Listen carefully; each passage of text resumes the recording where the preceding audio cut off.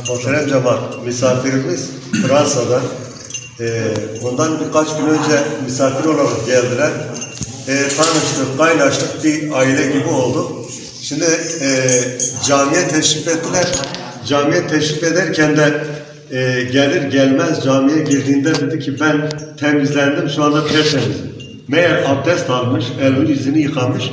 Yani şunu çok iyi bilmiş ki abdest aldığımızda elimizi, yüzümüzü, ayaklarımızı yıkadığımızda abdestin anlamı şudur ki ya Rabbi ben elimle, yüzümle, ayaklarımla hangi günahları işlediysem ben şu an temizlendim ve geldim.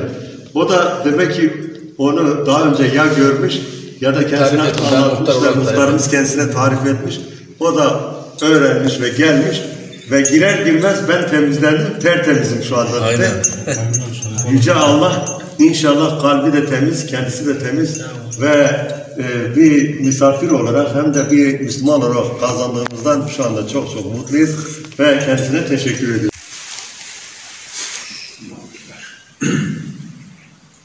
Elhamdülillahi Rabbil alemin. Errahmanirrahim. Maliki yevmiddin. İyyâke na'budu ve iyyâke nesta'in. اهدنا الصراط المستقيم صراط الذين أنعمت عليهم غير المغضوب عليهم ولا الضالين